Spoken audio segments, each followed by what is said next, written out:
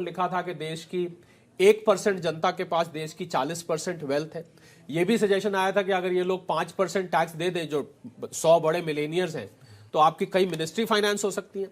तो मुझे लगता है कि वेल्थ टैक्स, एस्टेट ड्यूटी की जगह या इनहेरिटेंस टैक्स की जगह अगर वेल्थ टैक्स को दोबारा लाया जाए, क्योंकि होता क्या है कि इनकम पर टैक्स जब बनता है जब आप ट्रांजैक्ट करते हैं। जैसे मान लीजिए मेरे पास 100 करोड़ के शेयर्स हैं, बल तो है नहीं, गलतफहमी मत रहिएगा। मेरे पास नहीं, आपका पता नहीं। 100 करोड़ के शेयर्स हैं। अब मैं जब तक उन शेयर्स को बेचता नहीं हूं लक्ष्मण, मेरे ऊपर टैक्स नहीं लगता है। तो मेरे ख्याल ये जो साहब जिन्होंने बोला, इनका यही था कि अगर आपके पास इतनी वेल्थ है तो वेल्थ होने पर ही कुछ ना कुछ टैक्स होना चाहिए, जिसको हम वेल्थ टैक्स पहले कहा करते थे। तो मुझे लग रहा है कुछ इनहेरिटेंस टैक्स और वेल्थ टैक्स को मिला जुला के सरकार को विचार करना चाहिए, क्योंकि लक्ष्मण देश के अमीरों पर बार बार उंगली उठती है कि इतने गरीब इतने अमीर। मुझे लगता है वहां पर कहीं राहत मिल सकती है। बिल्कुल। इसमें इनहेरिटेंस टैक्स में एक और मामला आता है कि सपोज करिए कि मेरे पास कुछ संपत्ति है और मैं अपने बच्चे को दे रहा हूं, या फिर विरासत में मुझे कुछ संपत्ति मिल रही है जिसमें मेरा कोई योगदान नहीं है, तो उसमें टैक्स क्यों ना दें हम?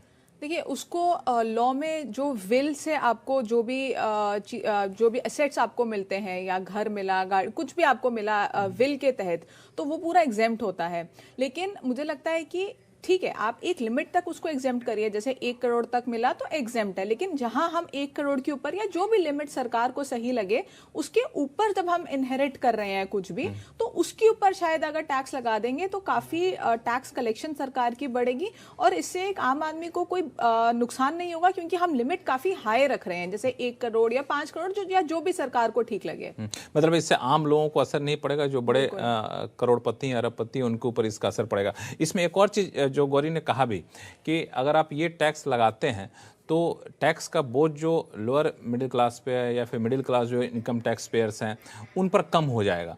तो ये भी लॉजिक हमें सही लग रहा है। बिल्कुल लक्ष्मण, क्योंकि जो टोटल टैक्स कलेक्शन है, अगर आपकी वो टोटल टैक्स कलेक्शन का जो ऑब्जेक्टिव है या जो लक्ष्य है वो पूरा हो जाता है, तो बार बार जब हम टैक्स की राहत की बात करते हैं तो राहत में यही होता है कि भाई सरकार की एनुअल टैक्स कलेक्शन कम हो जाएगी। तो अगर आपकी वो टैक्स कलेक्शन एक दूसरे सोर्स से आ रही है या एक नए स्रोत से आ रही है, तो लाजमी बात है कि जो लोअर मिडिल क्लास है या जो नीचे के टैक्स पेयर्स है, उनको राहत दी जा सकती है। नहीं, लेकिन अब दोनों तरफ की बातें करें, लगना चाहिए कि नहीं लगना चाहिए? आप हाँ या ना जवाब दीजिए। नहीं, मेरे हिसाब से तो वेल्थ टैक्स लगना चाहिए। जिस टाइम ये हटा था उस टाइम हटना ठीक था, पर अब उस समय और आज की परिस्थिति में मुझे लगता है बहुत फर्क है, क्योंकि ये जो लक्ष्मण अमीरी और गरीबी का डिवाइड है ना, ये बहुत बड़ा हो चुका है। तो इसको देखते हुए मुझे लगता है कि वेल्थ टैक्स या इनहेरिटेंस टैक्स लगना चाहिए। लेकिन इससे इन्वेस्टमेंट पर असर नहीं पड़ेगा गौरी? देखिए, जब वेल्थ टैक्स हटा था उस टाइम पे मुझे याद है हमारे शेयर बाजार को बड़ा पसंद आया था कि वेल्थ टैक्स अबॉलिश हो गया, और शेयर बाजार में काफी तेजी देखने को मिली थी।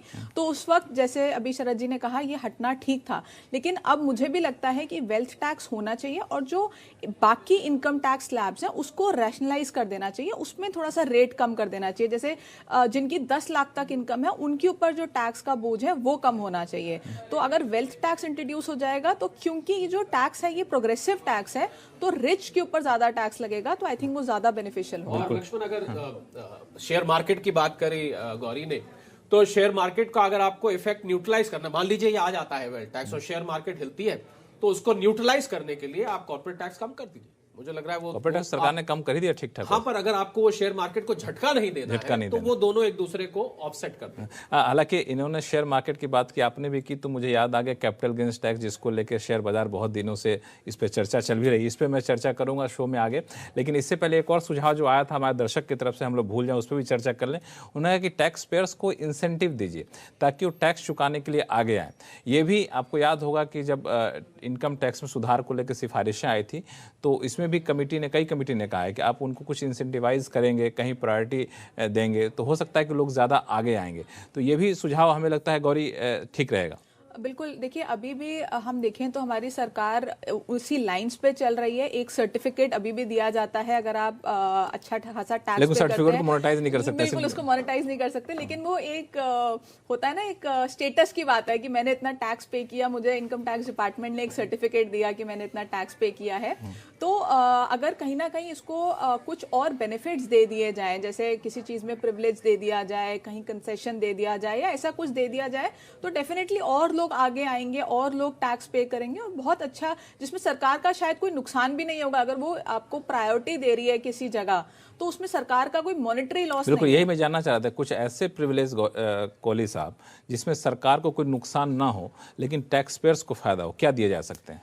मुझे एक टैक्स पेयर ने कहा लक्ष्मण के पहले बात हुई थी कि प्रधानमंत्री जी के साथ चाय वाय पीने को मिल जाए तो सेल्फी लेने की बात, तो सेल्फी लेने की, बट 1.5 करोड़ लोग असल में टैक्स देते हैं। मैंने कहा भाई 1.5 करोड़ लोग अगर प्रधानमंत्री जी चाय पिलाने बैठ गए तो मुझे लगता है सारे साल वो यही करते रहेंगे। तो मुझे लगता है रेलवे रिजर्वेशन में प्रेफरेंस है। अभी जिन साहब ने बोला कि उनके ऊपर टोल नहीं लगना चाहिए, बच्चों के एडमिशन का है, या एक पेंशन स्कीम बहुत अच्छा सलाह दी कि जो लोग टैक्स देते हैं उनको कुछ ना कुछ पेंशन, कुछ ना कुछ अट्रैक्टिव बनाना चाहिए, क्योंकि 130-40 करोड़ लोग हम हैं, उसमें से लक्ष्मण कुल 1.5 करोड़ लोग असल में टैक्स देते हैं। रिटर्न भले ही 7 करोड़ के आसपास फाइल होती है, तो मुझे लग रहा है कि वहां पर अगर फायदा मिले तो ये संख्या बढ़ सकती है। ये संख्या बढ़ सकती है। तो ये कुछ सुझाव हैं जो दर्शकों की तरफ से आए और हमारे गेस्ट ने भी कहा कि इस तरह के सुझाव पर अमल कर सकते हैं। हाँ, कुछ उसमें आप कंडीशन लगा दीजिए ताकि वो ज़्यादा प्रासंगिक सुझाव हो। बाकी कई सारे मुद्दे हैं जिस पर टैक्स को लेकर के बजट से पहले चर्चा चल रही है, जिसमें शेयर बाजार के निवेशक जो हैं LTCG और शॉर्ट टर्म कैपिटल गेंस की बात कर रहे हैं।